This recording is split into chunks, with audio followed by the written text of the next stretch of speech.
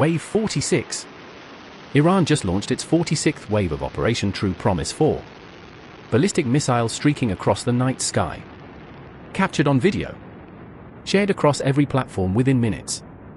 The launch is visible from the ground, bright trails cutting through darkness toward US and Israeli targets. We are now in the third week of this war. And Iran is still firing. Let that number settle. 46 waves. In roughly 21 days. That is more than 2 coordinated missile and drone barrages every single day, sustained over 3 consecutive weeks of high-intensity conflict. This is not a country running out of will or running out of weapons. This is a country that prepared for exactly this scenario and is executing it.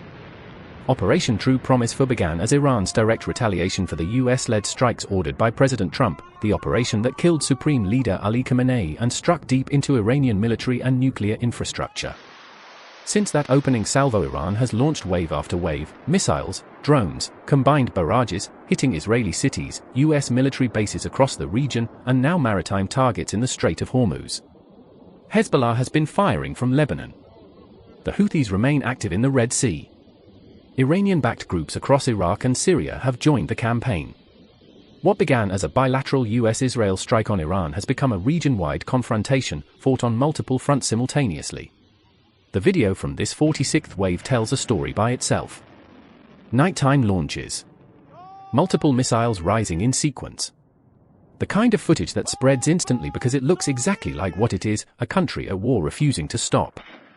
Now let's talk about what is happening inside Washington. Because the military picture and the political picture are moving in very different directions. On one side you have the hawks. Senator Lindsey Graham. Senator Tom Cotton. Both pushing for escalation. Both arguing that anything short of decisive military pressure gives Iran time to reconstitute and regroup. Their position: finish this. Hit harder. Do not give Tehran a moment to recover.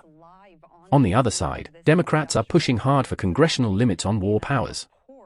The argument is constitutional and urgent. The president launched a major military operation against a sovereign nation without a formal declaration of war from Congress. As casualties mount and the conflict enters its third week with no visible end, the political pressure to assert legislative oversight is growing louder by the day. And cutting across all of it, oil. Brent crude has been climbing since the moment the Strait of Hormuz became a war zone. Every reported attack on commercial shipping. Every wave of Iranian missiles.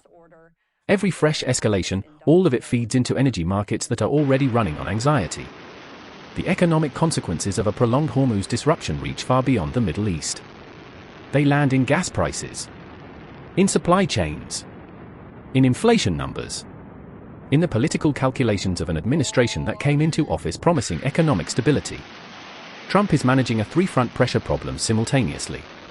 Military, keep the operation going, protect American forces, degrade Iran's capabilities.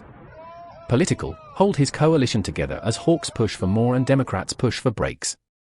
Economic, keep energy markets from spiraling in a way that turns public opinion against the war. Wave 46 makes all three of those problems harder. Because every time Iran launches another wave, it is proving something. That it is still standing. That it can still fire. That Operation Epic Fury damaged it severely, but did not finish it. And that the war the Trump administration launched in the final days of February 2026 is not ending on anyone's timetable. 3 weeks in. 46 waves. Missiles still rising into the night sky. The question is no longer whether Iran can sustain this. The question is whether the world can afford the cost of what comes next, on every front where that cost is being counted.